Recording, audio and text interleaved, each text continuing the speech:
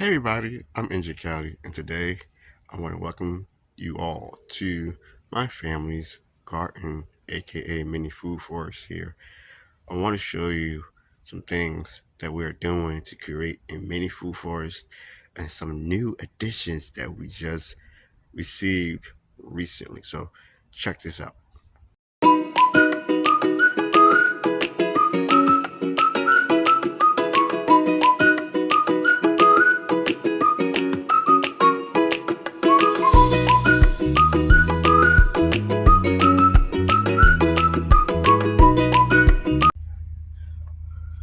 Hey everyone, again, welcome.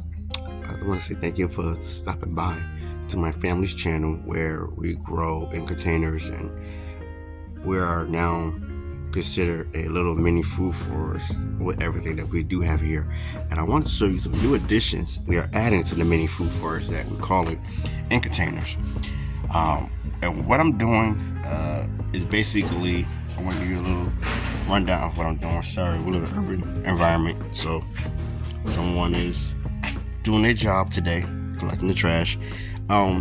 This is our everberry mulberry, and one of the things that I decided to do was collect the fruits and vegetables that we love, and grow in containers until we are able to put everything that we have into the ground.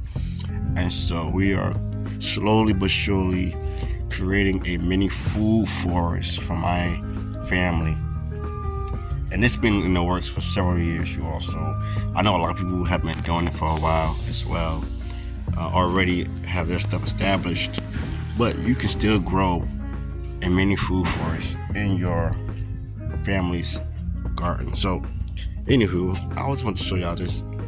Every time I look at this door for everberry mulberry, I get excited because I know it's gonna fruit one day. Again, it fruit only once, but today I want to show you one of our new additions. And one of the things I've been doing is slowly but surely taking the wood chips out. I'll tell you why in another video. I don't have time to really go into that, but so this is a Pino, a new addition to our family's mini food forest, aka garden.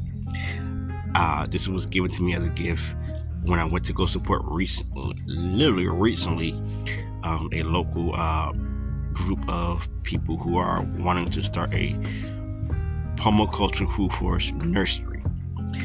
They've been doing it for a while. It's been in the works for a while. And as I was getting some of the things I wanted to purchase, included with it was this Pino. I hope I pronounced it right. I put the name in the description.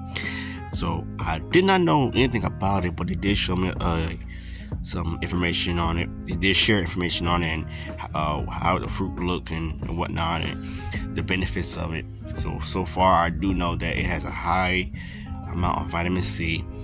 It is shaped like a watermelon. It has an image of a watermelon, okay, but the shape is small like an egg, okay. But the texture is somewhat of like a melon, tomato, something like that. But it's very sweet, okay, and it produces heavy crops of little mini melons. It's considered a perennial in my growing zone 9B, and I'm happy to have it. And so I just want to say, I am collecting things little by little for my family. I'm not in a rush, like if you guys are wondering, but I'm slowly removing certain things that we don't use and we don't eat and consume, and actually adding the things that we want on a daily basis. So we love our sweet potatoes. As you can see, I have a slip there. I put it there because I just want to see if we can get some potatoes in this area. I know and I did it late, but I want to show y'all. This right here is a raspberry shortcake that had went through a lot. Both of them. Tree collards. That's not the new addition, but over here I'm working on something, and one of the new additions is this seedling. Now, let me just say that this is a nitrogen fixing tree it's also a fruit, considered a fruit somewhat. Not a fruit that, like, it's actually considered a legume, a bean. Now, when it fruits, this is a ice cream bean. And two things that it does: it gives off nitrogen, and it also fruits. Now, it takes about a couple of years for it to mature and then fruit, but it is considered a perennial in my growing zone. A lot of growing zones that's in the subtropics and tropics, and we are fortunate to have it. I already know a couple of people who are in my area that have it mature to like from the 16 feet, or even taller, that has fruit already from it. It does need like a little protection in the fall, winter months in the cold. After that, it just do what it do, and as you can see, she's doing great so far. I'm going to put it in the shade. I'm going to remove it from this area, but I wanted to show y'all that I'm excited about this. This is something I always wanted for a while, and finally got my hands on one, even though it's small. So I'm trying to do my best to take care of it, because I want to taste the fruit of it. White creamy fruit that tastes like almost like vanilla and cotton candy. And I like cotton candy, y'all. I like cotton candy. I'm a kid at heart sometimes. So we're gonna come over here. This is not part of new additions. Well, they are new additions. These are the new baby tree collards that we are growing, that I'm going to be adding in this area. Some are like probably one or two. And so whichever one is going to do right by me is going to be the contender to be planted in this grow bag here. But another new addition is this Comfrey. And so Comfrey is another thing that they're going to be grown and selling in their nursery. A lot of different nitrogen fixing trees and ground covers and whatnot, and fruit trees, subtropical fruit trees, you all. But we had Comfrey in my garden a couple of times, and it died. Well, actually once, and we had like 2 or 3 of them, and they all died.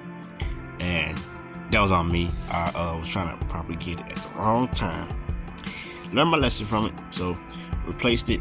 And I want to use Comfrey to help support fertilization, and also use as a trap and drop for my containers and whatnot that we have. Our potatoes is doing great. We got sweet potatoes that's doing, and y'all know what? I ain't gonna lie. These sweet potatoes has been doing awesome ever since I added the manure to this bed and removed the wood chips. So we did not do it with these Russian blue potatoes and yellow potatoes, but yeah, they're doing good. And so let me walk over here. Here's the other Comfrey that I placed right there, and it looks yellow because these are new. By the way, they're gonna turn dark green soon. Don't worry. I know y'all probably like, what is going on? They look sick. They're not sick. And then over here is my other tree collards that we have, and I moved the little NJ's old-fashioned gala apple tree. It did produce fruit, but unfortunately she was struggling over there, so we did a switcheroo. Okay, so we got some more new additions, and little NJ, look what he did. He was helping watering the garden, and I'm gonna show y'all something the way he was doing.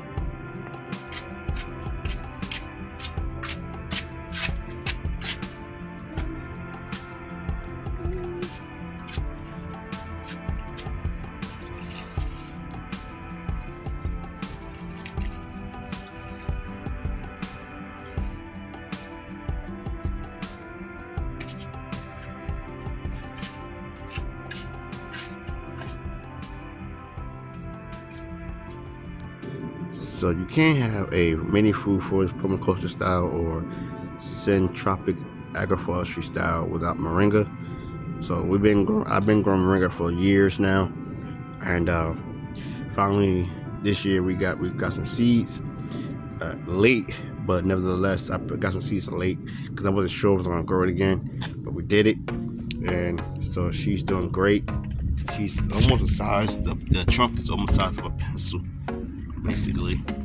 But we're gonna walk over here, and I still got a lot of work to do, so you got to see some of my stuff all over the place. But here's my ginger. Here's our citrus and pretty much another tree color. But right here is a new addition. This is a white sapote. Grafted, is a baby. I don't know the name of the variety because this was given to me as, and they did not know the name of it because they just got some scions and they just grafted. But you can see the grafting tape is still there. Okay, I'm not gonna touch it at all because I'm so nervous. I don't even want to put it into a container yet. But I just want to show you all that she's doing okay. She's like in a semi-sun shady area. The leaves are beautiful, and this is also considered a custard apple. From Mexico, native of Mexico and Central America, and we can grow white sapote, and so I'm happy that I finally have one, and it tastes good.